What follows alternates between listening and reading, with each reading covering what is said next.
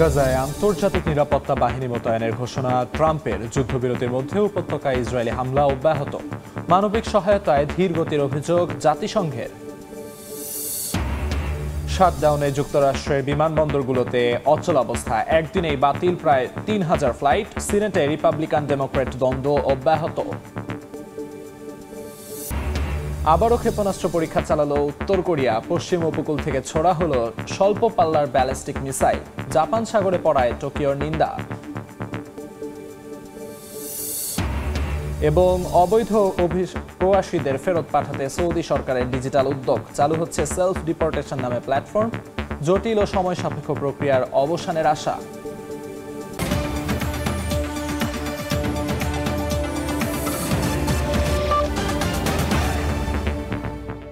আন্তর্জাতিক সময়ের সঙ্গে আছি আমি আমিরুল ইসলাম আলিফ। গাজায় চলমান যুদ্ধবিরতির মধ্যেও কমেনি সহিংসতা। উপত্যকাটির দক্ষিণাঞ্চলে ইসরায়েলি হামলা অব্যাহত রয়েছে। পশ্চিম তীরে জলপাই চাষের মৌসুমে ফিলিস্তিনি কৃষকদের ওপর সহিংসতা বেড়েছে। গাজায় সীমিত মাত্রায় মানবিক সহায়তা প্রবেশে সংকট রয়ে গেছে বলে উদ্বেগ জানিয়েছে জাতিসংঘ।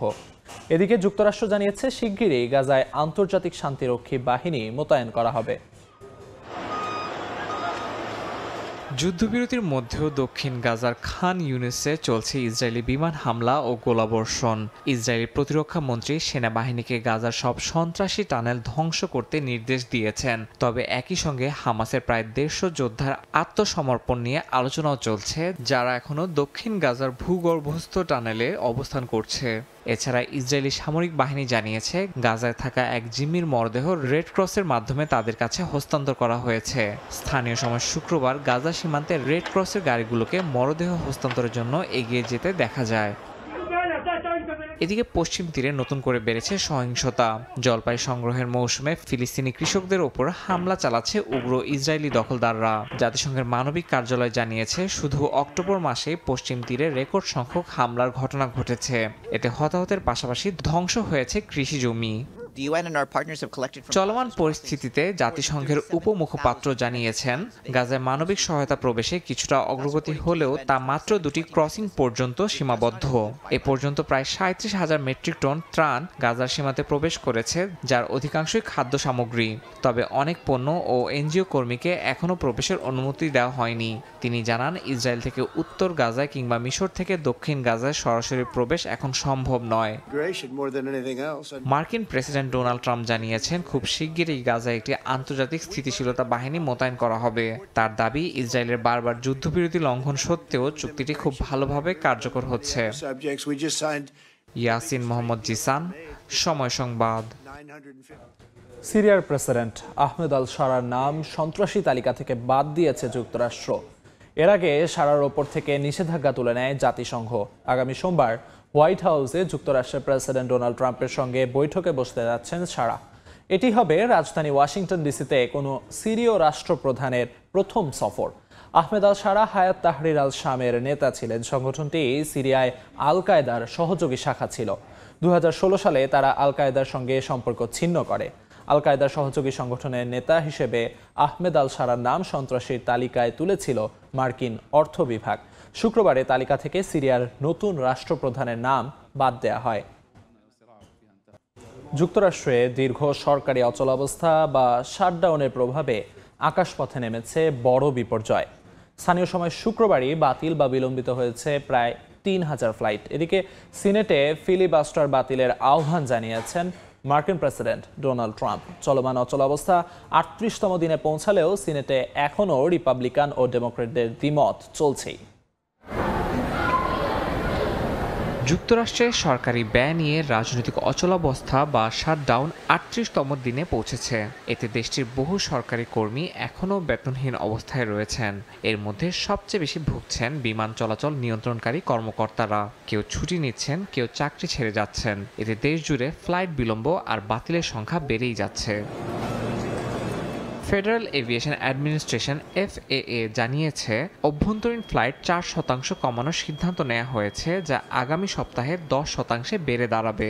এতে প্রতিদিন প্রায় 4000 ফ্লাইট বাতিল বা বিলম্বিত হতে পারে বলে আশঙ্কা করা হচ্ছে।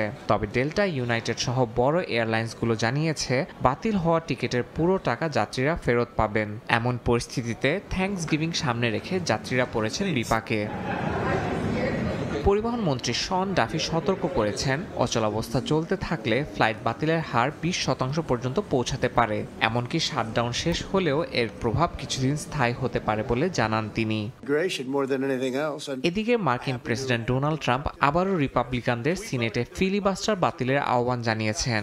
এর মাধ্যমে সিনেটে 60 ভোটের বদলে 51 ভোটে বিল পাশের সুযোগ তৈরি হবে। অন্যদিকে সিনেট নেতা জন থুন জানান, শাটডাউন দ্রুত শেষের আহ্বান জানালেও ডেমোক্রেটরা স্বাস্থ্য নিয়ে নিশ্চয়তা ছাড়া আলোচনায় রাজি নয়। ইয়াসিন মোহাম্মদ জিসান, সময় সংবাদ। মাত্র এক সপ্তাহের ব্যবধানে আবারও ক্ষেপণাস্ত্র পরীক্ষা চালিয়েছে উত্তর কোরিয়া। শুক্রবার দেশটির পশ্চিম উপকূল থেকে ছোড়া হয় স্বল্প পাল্লার ব্যালিস্টিক মিসাইল। দক্ষিণ কোরিয়ার অভিযোগ, এটি 700 কিলোমিটার দূরে জাপান সাগরে গিয়ে পড়ে। এদিকে উত্তর কোরিয়ার ক্ষেপণাস্ত্র পরীক্ষার ঘটনায় তীব্র নিন্দা ও উদ্বেগ জানিয়েছে জাপান। অক্টোবরের শেষ সপ্তাহে এপেক সম্মেলন উপলক্ষে দক্ষিণ কোরিয়ায় উপস্থিত ছিলেন বিশ্ব নেতারা। ঠিক সে সময় পশ্চিম উপকূলে সমুদ্রভিত্তিক ক্রুজ মিসাইল পরীক্ষা চালিয়েছিল উত্তর কোরিয়া। পাল্টা পদক্ষেপ হিসেবে সম্প্রতি সিওলকে পারমাণবিক শক্তিচালিত সাবমেরিন তৈরির অনুমতি দিয়েছে যুক্তরাষ্ট্র। এর জেরে মাত্র এক সপ্তাহের ব্যবধানে আবারও ক্ষেপণাস্ত্র পরীক্ষা চালিয়েছে পিয়ংইয়ং। শুক্রবার স্থানীয় সময় ভোরে উত্তর কোরিয়ার পশ্চিম উপকূল থেকে ছোঁড়া হয় স্বল্প পাল্লার ব্যালিস্টিক ক্ষেপণাস্ত্র। দক্ষিণ কোরিয়ার অভিযোগ, এটি 700 কিলোমিটার দূরে জাপান সাগরে গিয়ে পড়ে। জাপানের কোস্টগার্ড বিষয়টি নিশ্চিত করে জানিয়েছে, উত্তর কোরিয়ার ছোঁড়া ক্ষেপণাস্ত্রটি তাদের এক্সক্লুসিভ ইকোনমিক জোনের বাইরে গিয়ে পড়েছে। মার্কিন সমরমন্ত্রী পিট হেগসেতের সিউল সফরের কয়েকদিনের মাথায় এই উৎক্ষেপণ নতুন করে বাড়িয়েছে নিরাপত্তা উদ্বেগ। উত্তর কোরিয়ার ক্ষেপণাস্ত্র পরীক্ষার তীব্র নিন্দা জানিয়েছে জাপান। দেশটির চিফ ক্যাবিনেট সেক্রেটারি মিনোরু কিহারা এক জরুরি সংবাদ সম্মেলনে উদ্বেগ জানিয়ে বলেন, এই উৎক্ষেপণ আঞ্চলিক স্থিতিশীলতার জন্য গুরুতর হুমকি এবং ভবিষ্যতে আরও উস্কানিমূলক পদক্ষেপের ক্ষেত্র তৈরি করছে। বিশ্লেষকরা বলছেন, পিয়ংইয়ংয়ের এই ধারাবাহিক ক্ষেপণাস্ত্র পরীক্ষা যুক্তরাষ্ট্র ও দক্ষিণ কোরিয়ার ঘনিষ্ঠ সামরিক সহযোগিতার প্রতিক্রিয়া। এরই মধ্যে রাশিয়ার সঙ্গে সামরিক সম্পর্কও আরও গভীর করছে উত্তর কোরিয়া। নাদিম মারজান, সময় সংবাদ। চীনের নৌবাহিনীতে যুক্ত হল দেশের সর্বাধুনিক বিমানবাহী রণতরী ফুজিয়ান। প্রেসিডেন্ট শি জিনপিং এর উপস্থিতিতে দক্ষিণাঞ্চলীয় হাইনান প্রদেশে জাঁকজমকপূর্ণ আয়োজনের মধ্য দিয়ে এটি আনুষ্ঠানিকভাবে উদ্বোধন করা হয় দক্ষিণাঞ্চলীয় হাইনান প্রদেশের সামরিক ঘাঁটিতে। বিশেষজ্ঞদের মতে, চীনের সামরিক শক্তিতে এই সংযোজন যুক্তরাষ্ট্র ও তার মিত্রদের জন্য স্পষ্ট বার্তা বহন করছে। স্থানীয় সময় বুধবার চীনের সানিয়া শহরে অনুষ্ঠিত হয় দেশের সর্বাধুনিক বিমানবাহী রণতরী ফুজিয়ানের আনুষ্ঠানিক উদ্বোধন ও পতাকা প্রদানের অনুষ্ঠান। এতে অংশ নেন প্রেসিডেন্ট শি জিনপিং সহ 2000-এরও বেশি কর্মকর্তা ও প্রকৌশলী, যারা ফুজিয়ানের নির্মাণ কাজে যুক্ত ছিলেন। চীনের তৃতীয় বিমানবাহী রণতরী ফুজিয়ান সম্পূর্ণ দেশীয় প্রযুক্তিতে নির্মিত। এটি ইলেকট্রোম্যাগনেটিক ক্যাটাপল্ট সিস্টেমে সজ্জিত, যার সাহায্যে যুদ্ধবিমান আরও দ্রুত ও অধিক দক্ষতায় উড্ডয়ন করতে পারে। এই প্রযুক্তি এখন পর্যন্ত কেবল যুক্তরাষ্ট্রের সর্বাধুনিক রণতরীগুলোতেই ব্যবহৃত হয়েছে। ফুজিয়ানের ফ্লাইট ডেকে প্রদর্শিত হয় নতুন প্রজন্মের যুদ্ধবিমান J-35, J-15T ও আগাম সতর্কীকরণ বিমান কংজিং 600। প্রেসিডেন্ট শি জিনপিং নিজে উড্ডয়ন প্রদর্শনী পর্যবেক্ষণ করেন ও পাইলটদের সঙ্গে কথা বলেন। তিনি তাদের দক্ষতা বাড়িয়ে ফুজিয়ানের যুদ্ধ ক্ষমতা আরও দৃঢ় করার আহ্বান জানান।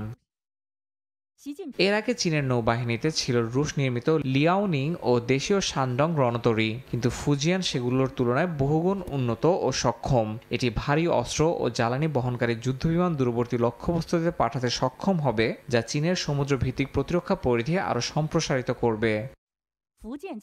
চীনের রাষ্ট্রীয় গণমাধ্যম বলছে, ফুজিয়ানের অন্তর্ভুক্তি নৌবাহিনীর বিকাশে এক নতুন অধ্যায়। বিশ্লেষকদের মতে এটি শুধু প্রযুক্তিগত অর্জন নয়, বরং ভূরাজনৈতিকভাবেও যুক্তরাষ্ট্র ও তার মিত্রদের উদ্দেশ্যে এক সুস্পষ্ট কৌশলগত সংকেত। ইয়াসিন মোহাম্মদ জিসান, সময় সংবাদ। তরুণ প্রজন্মকে নীতি প্রণয়ন ও পার্লামেন্টের প্রক্রিয়ার সঙ্গে পরিচিত করতে যুক্তরাজ্যে হয়ে গেল ব্রিটিশ ইয়ুথ পার্লামেন্টের দ্বিতীয় অধিবেশন। বৃহস্পতিবার আবাসন, জলবায়ু পরিবর্তন ও গণপরিবহন সহ নানা ইস্যুতে বিতর্কে অংশ নেন হাউস অব কমন্সের সদস্যরা। Made this clear through their incredible contributions to this debate. British পার্লামেন্টের অধিবেশন চলছে, তবে নেই কোনো পরিচিত মুখ। যারা পার্লামেন্টে বক্তব্য দিচ্ছেন তাদের বয়সও 11 থেকে 18-র মধ্যে। এটি ছিল হাউস অব কমন্সে ব্রিটিশ ইয়ুথ পার্লামেন্টের চলতি বছরের দ্বিতীয় অধিবেশন, যেখানে তরুণেরা আবাসন, জলবায়ু পরিবর্তন ও গণপরিবহন সহ নানা ইস্যুতে বিতর্কে অংশগ্রহণ করেন। Listen to young people when they are struggling with these kinds of issues. এটি যুক্তরাজ্যের পার্লামেন্ট থেকে আলাদা ও একটি স্বাধীন সংগঠন, যেখানে 3 শতাধিক তরুণ সদস্য রয়েছে, যারা সরকার ও পরিষেবা প্রদানকারীদের কাছে তাদের সহপাঠীদের মতামতের প্রতিনিধিত্ব করতে প্রতি 2 বছর অন্তর নির্বাচিত হন। দেশের বিভিন্ন স্কুলে নির্বাচনের মাধ্যমে সংগঠনটির প্রতিনিধি নির্বাচন করা হয়ে থাকে। To commit crime. They wake up wanting to feel safe. 1999 সালে এই ইয়ুথ পার্লামেন্ট প্রতিষ্ঠিত হয়, তবে সংগঠনটি হাউস অব কমন্সের চেম্বারে বিতর্ক ও আলোচনা সভার আয়োজন করে আসছে 2009 সাল থেকে। নাসরিন রুমি, সময় সংবাদ। ইতিহাসের সবচেয়ে বেশি কর্পোরেট বেতন ভাতা পেতে যাচ্ছেন মার্কিন ধনকুবের ইলন মাস্ক। আগামী 10 বছরে পেতে পারেন $1 লাখ কোটি মার্কিন ডলার। টেসলার 75% শেয়ার হোল্ডারের ভোটে তার এই বেতন ভাতার প্যাকেজটি অনুমোদিত হয়েছে। তাকে এই বেতন দেওয়া হবে ধাপে ধাপে। বৈদ্যুতিক গাড়ি নির্মাতা প্রতিষ্ঠান টেসলার প্রধান নির্বাহী ইলন মাস্ক পেতে যাচ্ছেন ইতিহাসের সবচেয়ে বেশি কর্পোরেট বেতন ভাতা। বৃহস্পতিবার প্রতিষ্ঠানটির 75% শেয়ার হোল্ডাররা ভোট দিয়ে তার জন্য প্রস্তাবিত বেতন ভাতার প্যাকেজটি অনুমোদন করেছেন। এই বেতন প্যাকেজটি তাকে শেয়ার আকারে দেওয়া হবে। সব মিলিয়ে এই শেয়ারের মূল্য দাঁড়াতে পারে প্রায় $1 ট্রিলিয়ন বা $1 লাখ কোটি মার্কিন ডলার। এর মাধ্যমে আগামী 10 বছরে তিনি টেসলার জন্য অতিরিক্ত 42 কোটি 37 লাখ শেয়ার পাওয়ার সুযোগ পাবেন। মাস্ক যদি আগামী 10 বছরে এই প্যাকেজের আওতায় থাকা সব শেয়ার পেয়ে যান, তাহলে দৈনিক গড় আয় দাঁড়াবে প্রায় 27 কোটি 50 লাখ ডলারের সমতুল্য। এর বদৌলতে বিশ্বের শীর্ষ ধনী মাস্ক হয়ে উঠতে পারেন বিশ্বের প্রথম লাখো কোটি ডলারের মালিক। ইলন মাস্ককে এসব শেয়ার 12টি সমান ভাগে ভাগ করে ধাপে ধাপে দেওয়া হবে। মাস্ককে বেতন প্যাকেজটি সম্পূর্ণভাবে পেতে হলে টেসলার প্রতিটি শেয়ার বাজার মূল্য পৌঁছাতে হবে $8,50,000। ভোটাভুটির ফল যদি মাস্কের পক্ষে না যেত, তাহলে তিনি হয়তো পদত্যাগ করতেন। মাস্ক নিজেই এমন ইঙ্গিত দিয়েছিলেন বলে জানিয়েছে টেসলা কর্তৃপক্ষ। সাদিক হাসান ইমন, সময় সংবাদ। ব্রাজিলের সাবেক প্রেসিডেন্ট বোলসোনারোর কারাদণ্ড স্থগিতের আবেদন খারিজ করেছে দেশটির সুপ্রিম কোর্ট। 5 সদস্যের একটি বেঞ্চে সংখ্যাগরিষ্ঠ বিচারপতি বোলসোনারোর আপিল খারিজের পক্ষে মত দিয়েছেন। কয়েকজন বিচারপতি এরই মধ্যে রায় সমর্থন করেছেন। বাকিরা 14 নভেম্বর পর্যন্ত ভোট দিতে পারবেন। সব আপিল প্রক্রিয়া শেষ হওয়ার পরই বোলসোনারোর সাজা শুরু হবে। 2022 সালে নির্বাচনের পর ক্ষমতায় থাকার চেষ্টায় অভ্যুত্থান ষড়যন্ত্রের দায়ে 27 বছরের কারাদণ্ড বহাল থাকছে তার বিরুদ্ধে।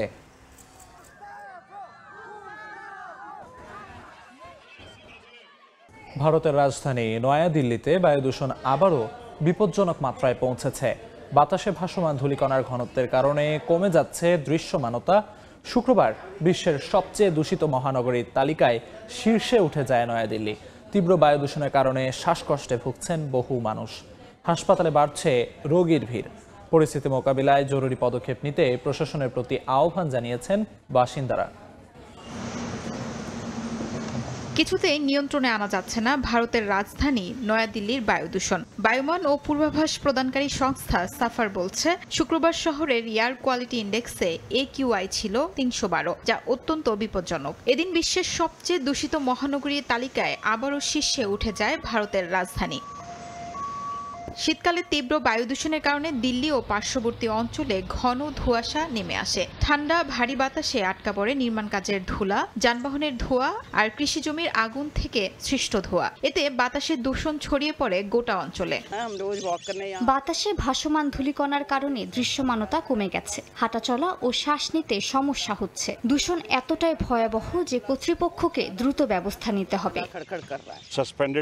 আমরা প্রতিদিন হাঁটার জন্য এখানে আসি, কিন্তু গত 2 দিন ধরে ঠান্ডা অনেক বেড়েছে আর দূষণের মাত্রাও খুব বেশি। এই সমস্যাকে এখন অগ্রাধিকার দিতে হবে। দিল্লির প্রায় 2 কোটির বেশি বাসিন্দা এখন শ্বাসযন্ত্রের জটিলতা ও অন্যান্য স্বাস্থ্য ঝুঁকিতে ভুগছেন। চিকিৎসক ও পরিবেশবিদরা বলছেন, তাৎক্ষণিক উদ্যোগ না নিলে দূষণ পরিস্থিতি মহামারীর রূপ নিতে পারে। শিউলি রোজা, সময় সংবাদ। ফিলিপিন্সের পর ভিয়েতনামে আঘাত এনেছে শক্তিশালী টাইফুন কালমেইগি। দেশটিতে এখন পর্যন্ত 5 জনের মৃত্যু খবর পাওয়া গেছে। টাইফুনের কারণে শতাধিক ফ্লাইট বিলম্বিত হয়েছে। ঘূর্ণিঝড়টি কম্বোডিয়া ও লাওসের দিকে অগ্রসর হচ্ছে। এদিকে কালমেইগির আঘাতে ফিলিপিন্সে মৃতের সংখ্যা বেড়ে দাঁড়িয়েছে 188 জন। এখনও নিখোঁজ রয়েছেন অনেকে। দেশজুড়ে সর্বোচ্চ সতর্কতা অব্যাহত আছে। স্থানীয় সময় বৃহস্পতিবার সন্ধ্যায় ভিয়েতনামের মধ্যাঞ্চলে আঘাত হানে টাইফুন কালমেইগি। ঘণ্টায় সর্বোচ্চ 149 কিলোমিটার বেগে প্রবাহিত হওয়া ঝড়ের প্রভাবে দাকলাক ও গিয়ালাই প্রদেশে বিধ্বস্ত হয় বহু ঘরবাড়ি। কয়েকজনের প্রাণহানির খবরও পাওয়া গেছে। দেশটির 7টি শহর ও প্রদেশে প্রবল বন্যা ও ভূমিধসের আশঙ্কা রয়েছে বলে জানায় জাতীয় দুর্যোগ ব্যবস্থাপনা দফতর।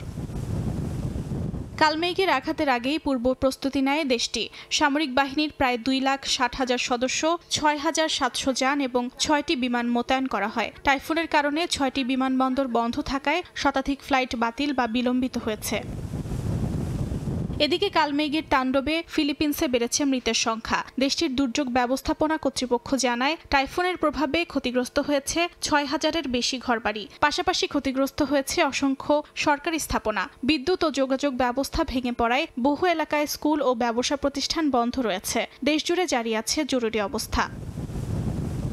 অর্জিতা শেহজিন, সময় সংবাদ। যুক্তরাষ্ট্রের মেরিল্যান্ড অঙ্গরাজ্যের বাল্টিমোরে ভয়াবহ আগুন লাগার ঘটনা ঘটেছে। স্থানীয় সময় শুক্রবার বিকেলে রেমিংটন এলাকার একটি গুদাম ঘরে আগুন ছড়িয়ে পড়লে 4 বার অ্যালার্ম বেজে ওঠে। মুহূর্তেই কালো ধোঁয়ায় ঢেকে যায় বাল্টিমোরের আকাশ।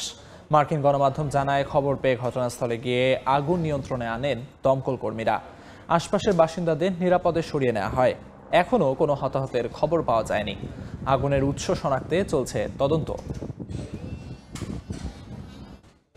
বুলগেরিয়ার কৃষ্ণসাগর উপকূলে বুরগাচ শহরের কাছে সড়ক দুর্ঘটনায় 6 অভিবাসী নিহত হয়েছেন। আহত হয়েছেন আরও 4 জন। দুর্ঘটনার সময় রোমানিয়ান নম্বর প্লেট যুক্ত ওই গাড়িটিতে চালক সহ 10 জন ছিলেন। বুলগেরিয়া নিউজ এজেন্সি জানায়, বৃহস্পতিবার রাতে পুলিশের তল্লাশি চেকপোস্টে থামার নির্দেশ অমান্য করে গাড়িটি নিয়ে পালানোর চেষ্টা করেন চালক। নিরাপত্তা বাহিনীও গাড়িটির পিছু নেয়। এ সময় সেটি নিয়ন্ত্রণ হারিয়ে দুর্ঘটনার কবলে পড়ে ঘটনাস্থলেই 6 জন মারা যান।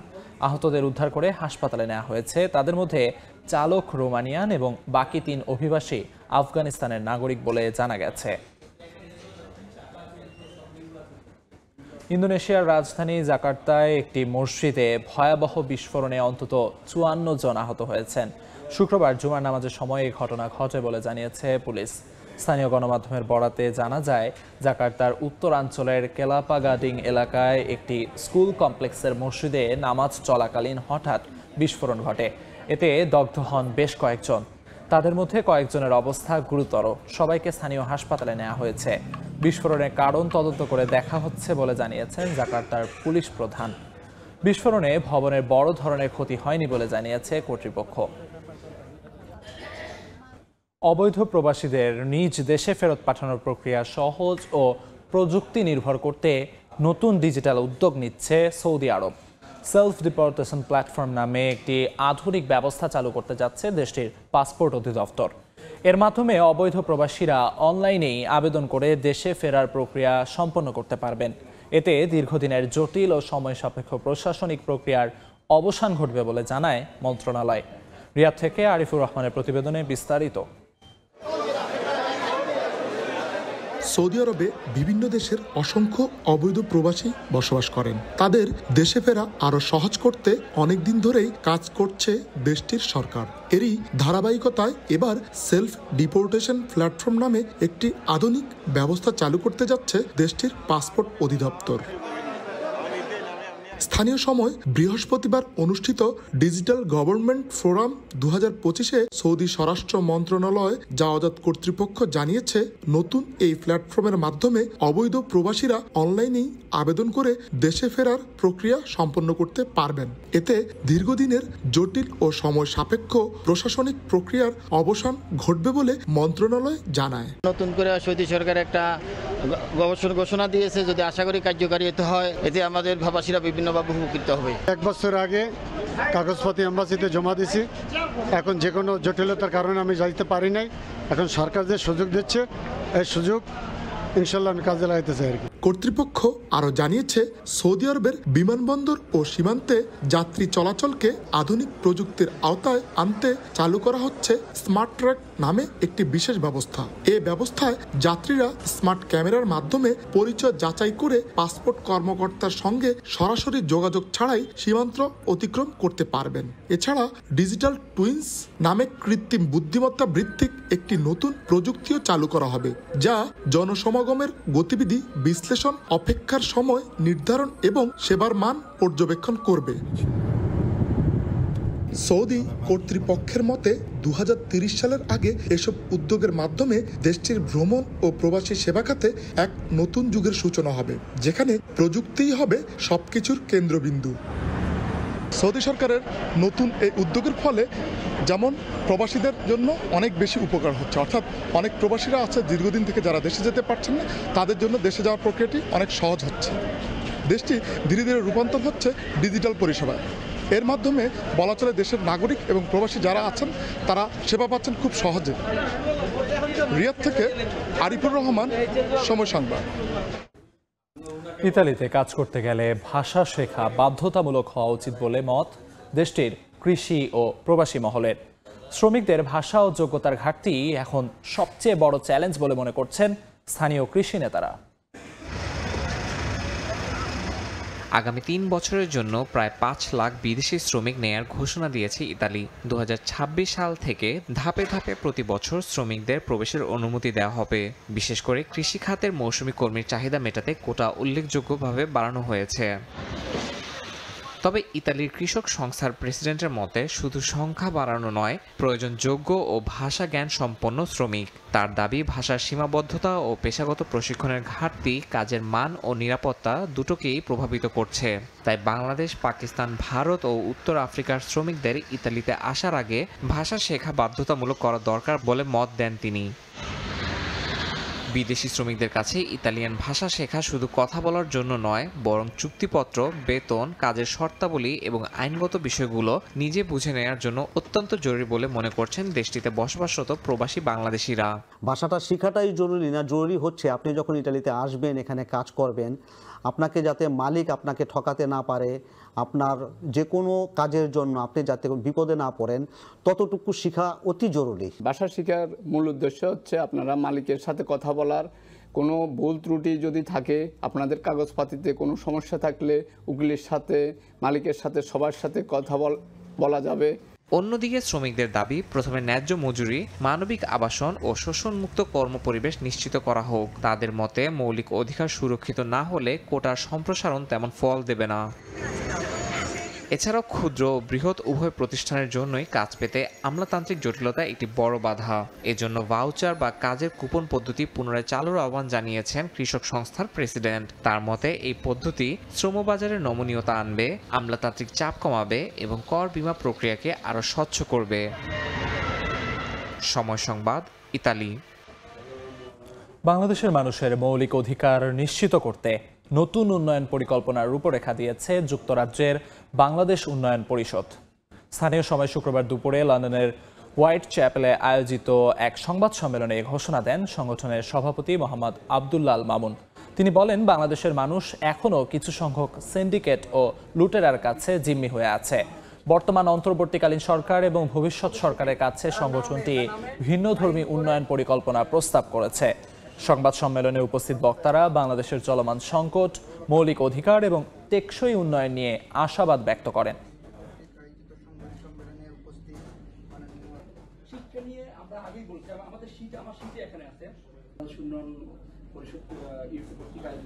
প্রবাসী মানুষ, আমরা প্রবাসী মানুষ, আপনার যাতে কিন্তু প্রবাসীর কোনো এবং সময় দেওয়ার জন্য এবং ভবিষ্যতেও সিলেটের প্রতি বৈষম্য দূরীকরণ এবং ওসমানী আন্তর্জাতিক বিমানবন্দরকে পূর্ণাঙ্গভাবে চালুর দাবিতে যুক্তরাজ্যে বসবাসরত প্রবাসী সিলেটিদের জরুরি সভা অনুষ্ঠিত হয়েছে। স্থানীয় সময় শুক্রবার পূর্ব লন্ডনের উইডেনহাম সেন্টারে campaign committee UK for fully functional Osmani international এয়ারপোর্টের উদ্যোগে অনুষ্ঠিত হয় সভাটি। এ সময় বক্তারা অভিযোগ করেন 23 বছর আগে ওসমানী বিমানবন্দরকে আন্তর্জাতিক ঘোষণা দেওয়া হলেও এখনও বিদেশি কোনো এয়ারলাইন্সকে ফ্লাইট পরিচালনার অনুমতি দেওয়া হয়নি। তারা সতর্ক করে বলেন, দাবি না মানা হলে যুক্তরাজ্য থেকে 2 সপ্তাহের জন্য রেমিটেন্স বন্ধ এবং বাংলাদেশ বিমান বয়কট সহ দেশব্যাপী আন্দোলনের কর্মসূচি ঘোষণা করা হবে।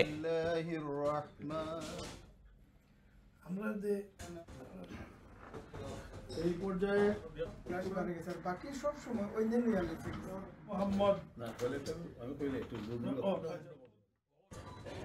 চীনের সিচুয়ান প্রদেশে পরীক্ষামূলকভাবে চালু হলো জায়ান্ট পান্ডা সংরক্ষণ কেন্দ্র। মিয়ানইয়াং শহরে 3 বছরে নির্মাণ শেষে উদ্বোধন করা এই কেন্দ্রে 13টি পান্ডা স্থানান্তর করা হয়। প্রাণীবিজ্ঞানীরা বলছেন এটি হবে পান্ডা সংরক্ষণ ও প্রজননে চীনের আরেকটি বড় অগ্রগতি। চীনের সিচুয়ান প্রদেশের মিয়ানইয়াং শহরে পাহাড় ঘেরা সবুজ উপত্যকায় নতুন আবাসন পেল দেশের প্রতীক প্রাণী জায়ান্ট পান্ডা। ওয়ালং শেনশুপিং ও ধুজিয়াং ইয়ান বেস থেকে আনা হয়েছে 13টি পান্ডা, যাদের মধ্যে রয়েছে বিভিন্ন বয়সের পুরুষ ও স্ত্রী পান্ডা। নতুন মিয়ানইয়াং কেন্দ্রটি 120 হেক্টর জায়গা জুড়ে গড়ে তোলা হয়েছে এক মনোরম ইকোলজিক্যাল পার্কে। এখানে তৈরি করা হয়েছে 50টিরও বেশি পান্ডার ঘর, যেখানে পর্যাপ্ত জায়গা ও প্রজননের উপযোগী পরিবেশও নিশ্চিত করা হয়েছে। পান্ডাদের জন্য নতুন খাঁচা ও দেয়াল জীবাণুমুক্ত করছেন কর্মীরা, যাতে প্রাণীরা দ্রুত অভ্যস্ত হতে পারে। যে পান্ডা দলটি এখানে স্থানান্তরিত হচ্ছে তাতে রয়েছে সব বয়সের পান্ডা। তাদের দ্রুত মানিয়ে নিতে আমরা পুরুষ ও স্ত্রী পান্ডাদের মধ্যে ভারসাম্য রেখেছি। তবে এখনো দর্শনার্থীদের জন্য উন্মুক্ত করা হয়নি এই নতুন সংরক্ষণ কেন্দ্রটি। পান্ডারা নতুন পরিবেশে অভ্যস্ত হলে তা জনসাধারণের জন্য খুলে দেওয়া হবে। মিয়ানইয়াং শহরে বর্তমানে বন্য পরিবেশে 418টি জায়ান্ট পান্ডা রয়েছে, যা চীনের মোট সংখ্যার প্রায় 22% বলে জানিয়েছে কর্তৃপক্ষ। ইয়াসমিন অনন্যা, সময় সংবাদ। আন্তর্জাতিক সময়ের শীর্ষ সংবাদগুলো জানিয়ে দিচ্ছি আরেকবার। গাজায় আন্তর্জাতিক নিরাপত্তা বাহিনী মোতায়েনের ঘোষণা ট্রাম্পের। যুদ্ধবিরতির মধ্যে উপত্যকায় ইসরায়েলি হামলা অব্যাহত। মানবিক সহায়তায় ধীর গতির অভিযোগ জাতিসংঘের। শাটডাউনে যুক্তরাষ্ট্রের বিমানবন্দরগুলোতে অচলাবস্থা। একদিনেই বাতিল প্রায় 3000 ফ্লাইট। সিনেটে রিপাবলিকান ডেমোক্র্যাট দ্বন্দ্ব অব্যাহত।